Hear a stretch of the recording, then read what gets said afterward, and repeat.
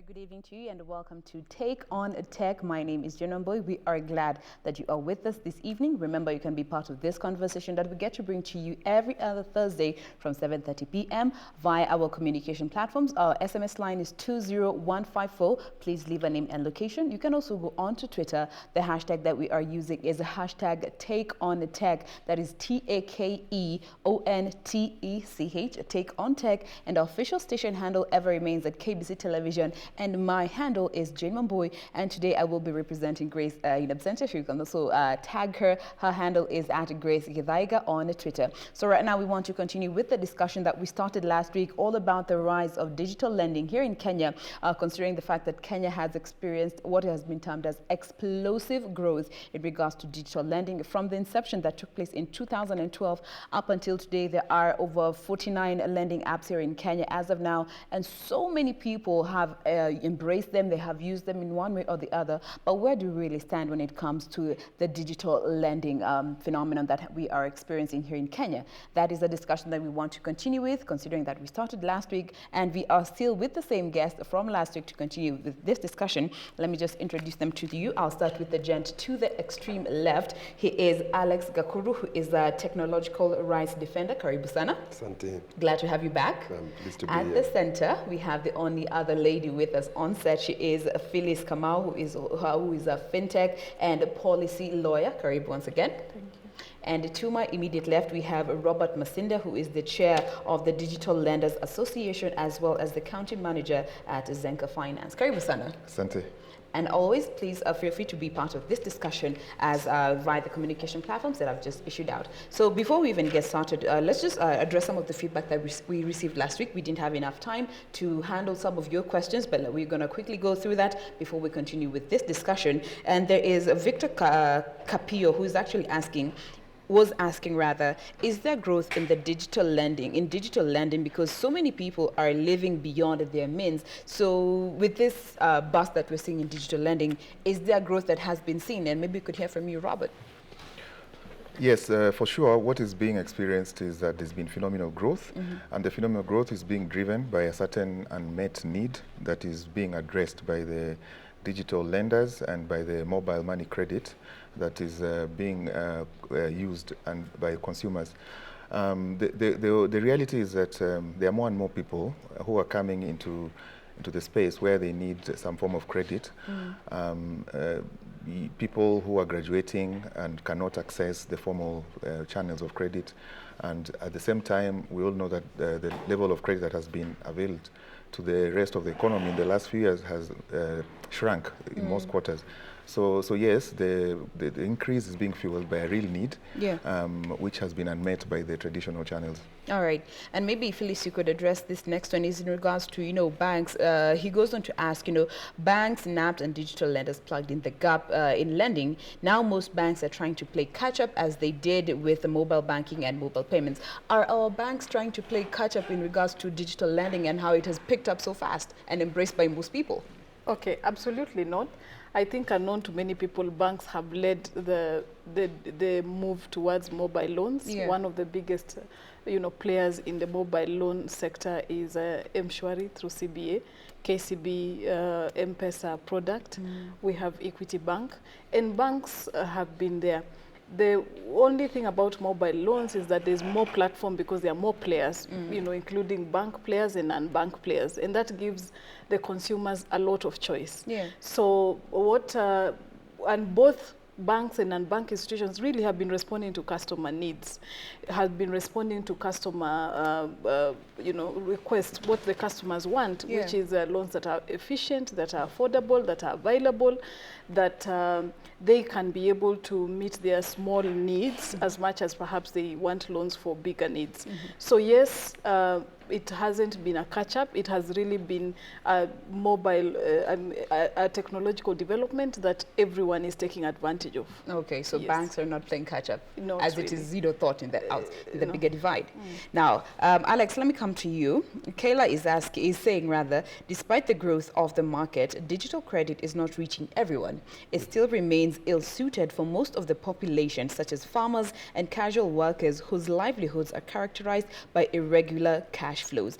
Is this still ill-suited for the common man down at the grassroots with these digital lending apps, given that most of them need technology? Most of them don't have technology, so they're thinking this digital lending is not good for them. Yeah. No, absolutely not. It is available to everybody. This actually democratizes access to credit.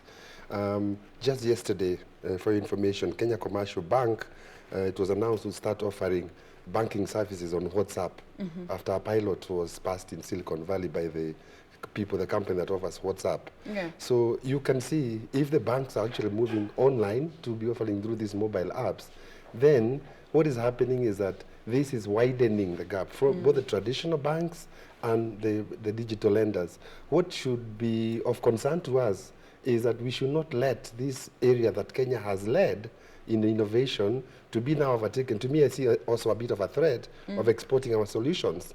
So we must also make sure the environment is good so that not only are the people who are on WhatsApp, not only the ones who have got phones, but in fact, if you think about it, these loans are lent on this USSD, SMS text. So every phone, it doesn't have to be a smartphone, can access. So the level of democratization of access to credit has been tremendously improved. And I think I can tie this to Kenya being ranked among the top 61 countries on ease of doing business last year. Which even with foreigners. By foreigners, we are now 61 in the whole world because of the way it's easy to access credit. We were number 131 in 2014. So when the president called people to celebrate this and said by the end of next year, we want to be among the top 10, top 50 countries on access to credit because of ease of doing business, among other factors World Bank uses, you can actually see from statistics worldwide that we are actually having more access to credit by the large part of the society. All right. Yeah. Can I add something to Yes, that? I please. think that the issue you raised about some people not being reached yet by It's being this termed as ill-suited for most. ill-suited for most. It's not accurate, but what I wanted to add is that it's still early days for this particular development. And I think what you see happening is that as more and more people get included, there's more information available. As more people start interacting on social media channels, as more people become registered in CRBs, then you find that there is more reach, because the main foundation on which digital lending apps thrive on is information. So yes, there are some people who are still outside the information sort of bracket. So and as time goes by, as they get more included, then you'll find that the expansion will continue to include more and more people.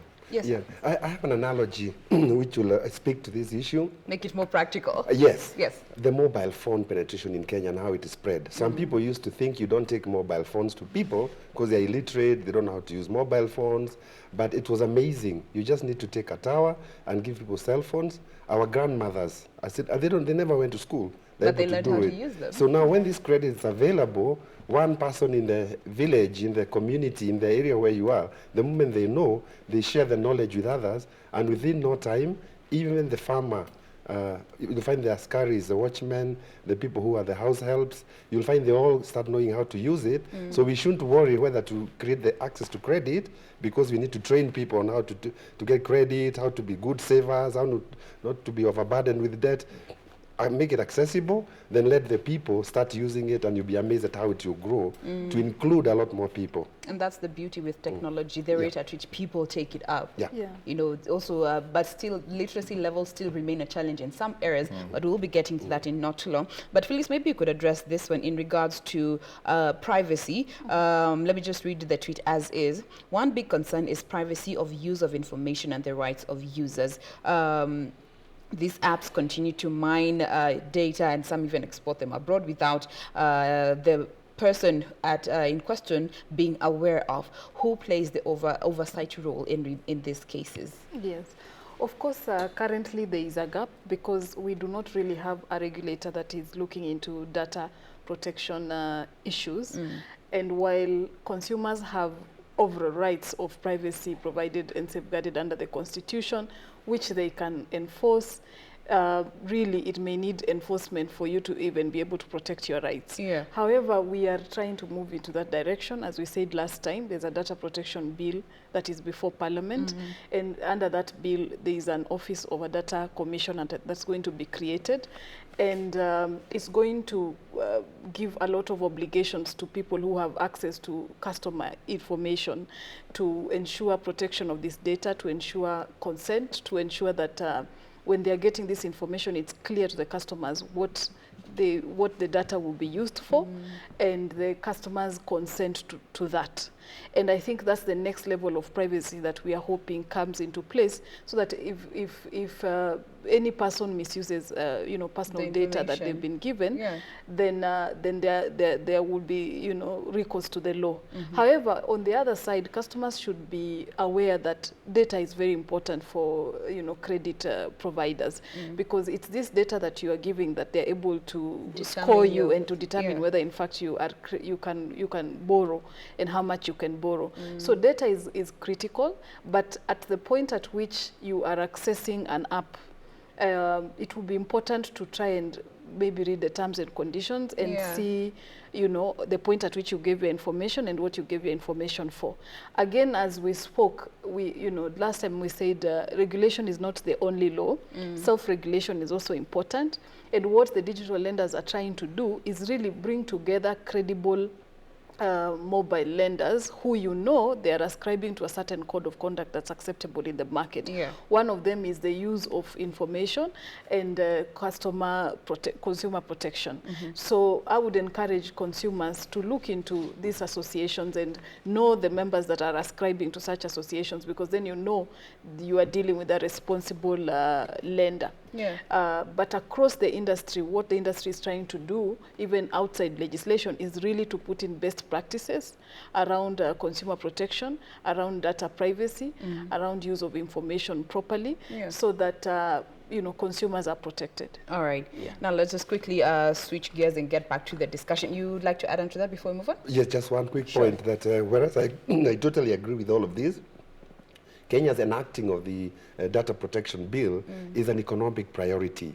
It has been affected by recently passed GDPR in Europe, that countries that don't have equivalent data protection mechanism for consumers, those countries will not want to trade with them, they will not share data, so we risk being excluded. So that's why we are happy that Parliament has done that legal side of it, and we also impress upon the industry and also maybe society to also play their different role. So I would also encourage consumers to scrutinize the bill before Parliament and give comments at this very critical moment when Parliament is discussing it. Yes, and still in regards to access, there's somebody who was asking, one app asked to access my camera and files. I'm still trying to figure out how my selfies are going to be used to calculate my credit worthiness.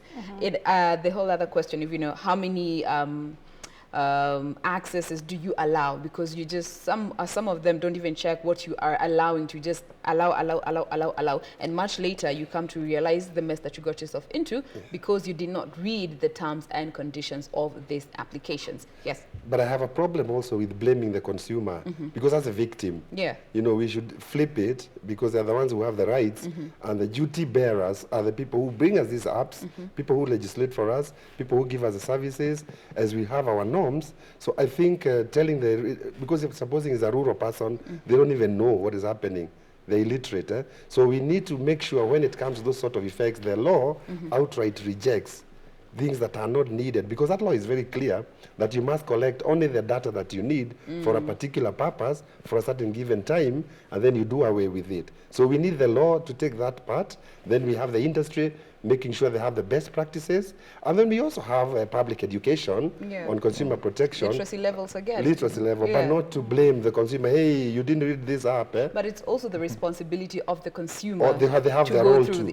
They do. I say they do, but we don't blame them. Hey, they took your selfie because fault. You didn't read. All right. Okay. Absolutely, because when you look at the data protection laws, they have principles. One of the principles is minimization, minimalism, which is what he's talking about, which is that you only collect the data that you need and not want. And not just all amounts of data. And absolutely, because perhaps someone is taking all your data and they are going to abuse it, because maybe they don't need your photograph or something for this particular use, and probably they are collecting it for something else. So this is an area of concern, and that is why we really are lobbying for the passing of the data protection bill, because then these principles, which are accepted globally, are going to also be housed within this country. And so service providers will be obligated to collect minimal data that is very specific to the purpose to which they are collecting that data for. And the purpose should be very specific and should be very clear, and the consumer should know and consent towards that. So that would prevent a lot of what maybe there are some players that are taking advantage of that and just taking a lot of information from consumers. Okay. So that's a very legitimate concern. Yeah. I would also like to add that one very critical aspect that's coming in through this data protection bill that most consumers might not be aware of, might not have exercised before, is the reality that the data belongs to the consumer. I think it will be clarified now through law that even when a lender or a service provider obtains access to your information for a specific purpose, you still have a rightful ownership over that data, and you can actually, at some point, so for instance, the example you gave us about someone collecting your photos, at some point you can demand that that data be purged or deleted and not be used henceforth, and that will be a right that should be Within enforceable. your rights. Yes. However, as has been mentioned, obviously it will take a lot of consumer awareness and literacy campaigns, because in as much as the law might be great, if the consumers don't know, then it doesn't serve its useful effect. All right. So we look forward to participating in that exercise as well. All right, and there's Boniface here who's actually brought in the whole role of the government, saying, you know, the government only cares when it can squeeze, in quotes, money, and when it can squeeze some money, and when there's no money, there's no care. And that just brings in the role of the government. And let me just hear from you, George. Is it time that the government intervened, and intervening how? When it comes to the growth of digital lending here in Kenya, especially targeting the youth?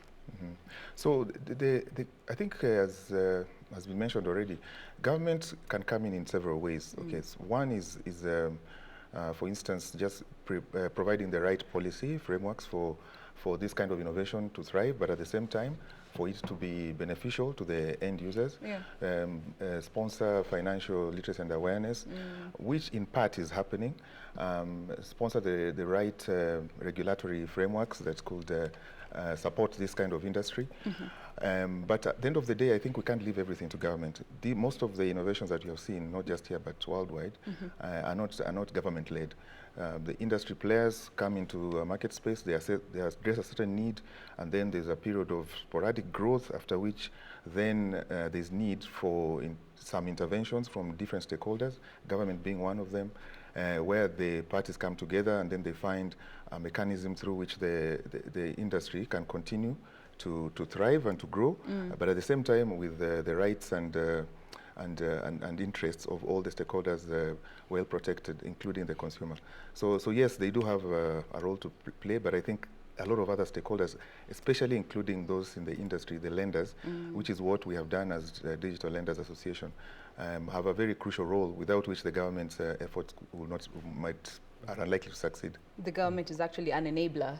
All right. Yeah, I'm from the civil society, right? So sometimes we are not too diplomatic when you're talking to government. I think he's right. I want to give an example, starting with the bill he has just spoken about, of the data protection bill. There are very worrying clauses on that one, whereby when you operate a platform, you are supposed now to get a license. You ought to be a licensed data processor. You can't operate without a license. Controllers, they have to be licensed. And so what it means, this youth is talking about, if you had a social media group where you are selling Ankaras or you're selling shoes, and they're doing a lot of amazing things, these youth, because they don't have jobs, then government can come and using that law say you're unlicensed. Now we are going back to the era of licensing literally everything, such that the squeezing, the listener, the viewer is talking about, is really highlighting one of the dangerous trends development of laws has taken in the recent past. Every bill that's coming seems to be coming with extra penalties. When you want to shoot a film, you have to get 10 licenses. Not city council, county government, licenses, national government, KFCB, you don't know who, Ministry of Information and Communication, licenses are increasing, while on the other hand, we are saying we are enabling technology to blow. So I think the development of policy must be anchored philosophically on what does it want to achieve. Is it growth of the financial sector, access to credit? If that be the case, then don't bring in too much licensing, because then you have given on one hand, and with 10 hands taken away, so you cripple the same industry, And that is what the person is saying. So the government needs to be sensitive, because it's still KRA that collects taxes from everyone.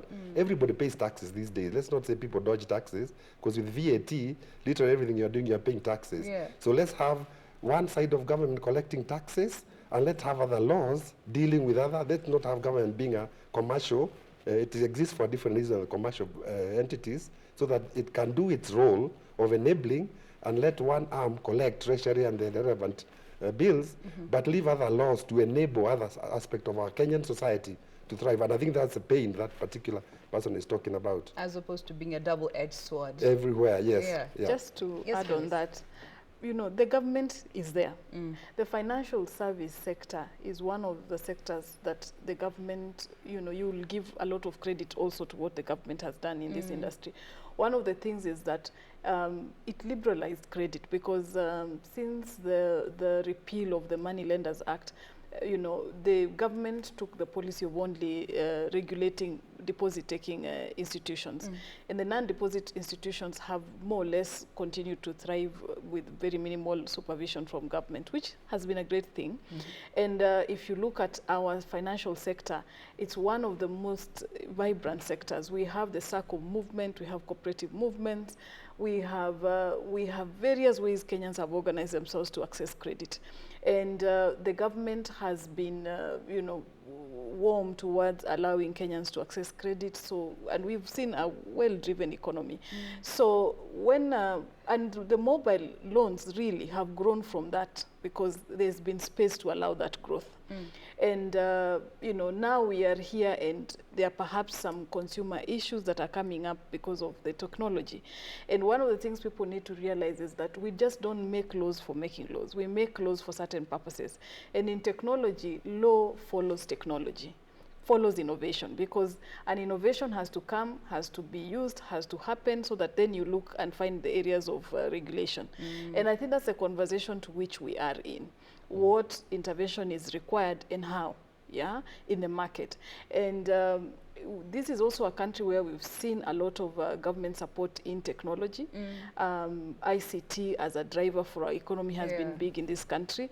Just 3 months ago, the CS launched the digital economy flagship agenda, and it's really around driving a digital economy for this country. And because of that, which has driven broadband penetration, mobile penetration, then you can see there's a lot of, you know, Kenyans have taken up to technology. And that's why we can see this level of innovation. So what I think moving forward as stakeholders in the industry, and as government being very key to us, what we are really saying as industry is, the regulation should be balanced, should be fair. Should be fair to allow innovation, but should be fair to also protect consumers against any predatory thing, or in fact to protect the industry so that it's sustainable. Because for if the we long run. Yeah, if we cannot be sustainable, if we don't have consumers tomorrow, then it's a problem. Again, if we overtax, over-license, and we don't have players tomorrow, then the industry is not going to be sustainable. So what we are saying as a round table, let us have fair, balanced intervention. I think the sustainability bit is where we still haven't figured it out. We haven't, and I think one of the other problems is that, again, when the lenders come in, I raised a point also where I was complaining about sentiments coming from central bank, to the extent they repeatedly demonized the whole sector of money lending on mobile, Shylocks, money laundering, and what have you. What I've just reported here yesterday should be a wake-up call, that you can do it here and kill the entire mobile innovation which Kenya has been leading, and it will start going to Silicon Valley. This is the first one. Maybe we continue doing that, many more will go, and eventually we will be basking in past glory. When we had M-Pesa a long time ago, oh, it was like this. And remember last week, South Sudan just launched their M-Gurush, which is supposed to be equivalent, their first mobile, version. And they are hoping that it will be like Kenya. So we are there. We are trying to go back by, you know, let's have a light touch regulation. Let's not demonize technology, because at the end of the day, these guys are lending how much to the ordinary person? 50,000, 10,000, 5,000. You don't launder 5,000. You know, launderers, you know how much money launderers deal with.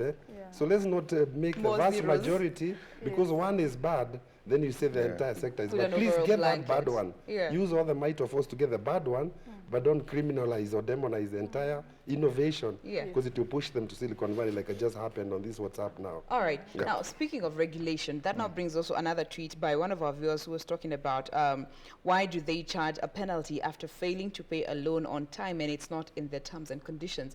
Boils back again to the regulation and is now on the lender side of the divide when it comes to the terms and conditions and the penalties that are involved and the interest rates. Tell us, what do you make of all that? I think part of the concern is exactly what this particular viewer is expressing, that they discover that they were It's more... called Peter. Peter. Yes.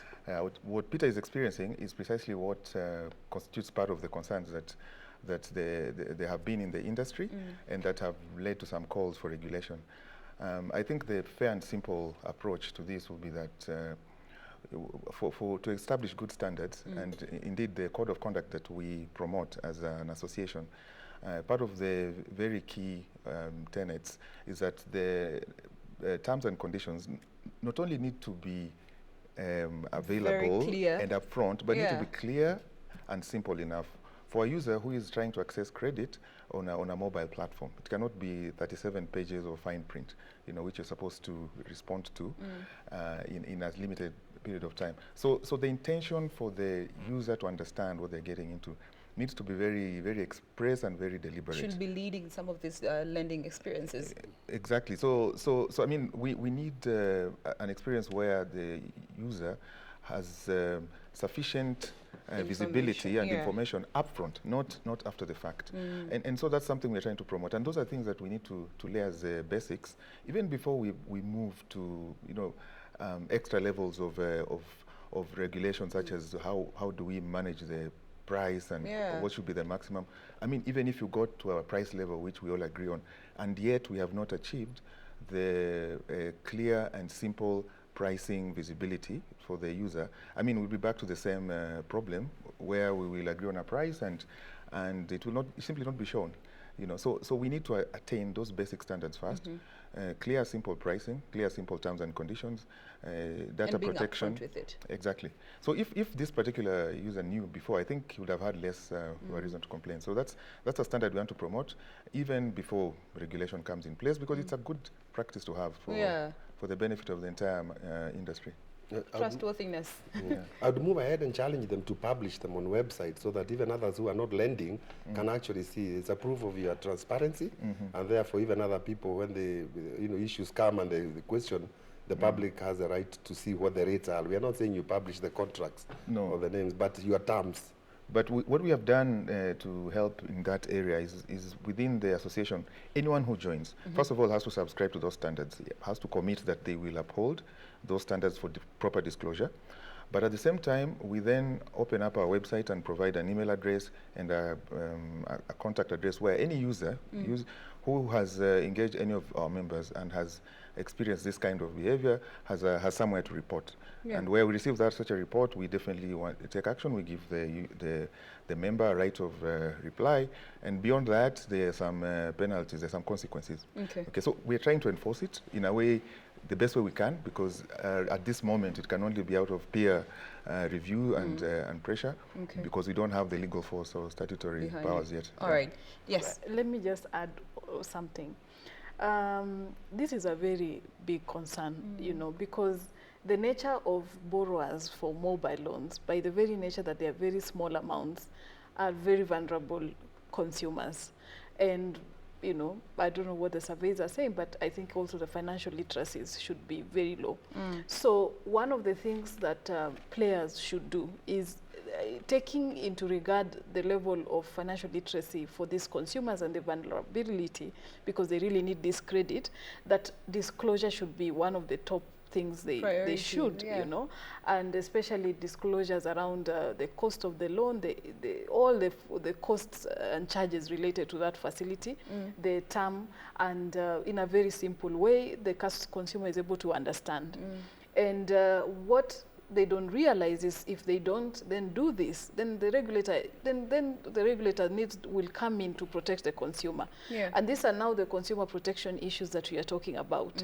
Are the players, looking into these concerns?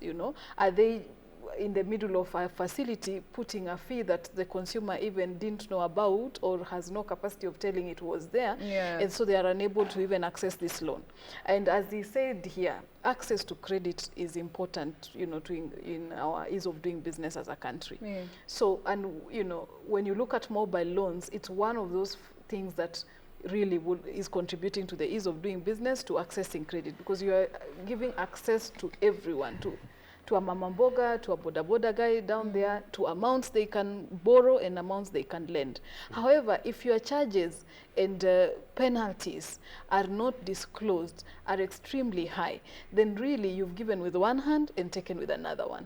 They will not be able to pay, they will not be able to borrow again, and therefore the access that in fact we are talking about, or the digital or financial inclusion, isn't there. Yeah. So this is why it's very important as players that they ascribe to some level of best practices around these issues of disclosure, around issues of information, you know, when the consumer, and so that they package their applications in a way that is simple. Even in Kiswahili language, for instance, you know, responding to consumer needs and consumer concerns around this. Okay. So that then, if we are saying mobile loans are creating access, mobile loans are creating financial inclusion, that in fact it is true. It's actually true. Yeah. I'll be coming to you in not long. We want to take a very quick break, and just to echo what you're saying, just looking at some stats that were put out, looking at the population that, you know, default and have to compromise on one thing just to be able to pay the debt is quite alarming, and we'll be looking at that when we come back from this commercial break. But keep talking to us using the hashtag #TakeOnTech. Our official station handle is at KBC Television, and our SMS line 20154 is the number. See you after the break.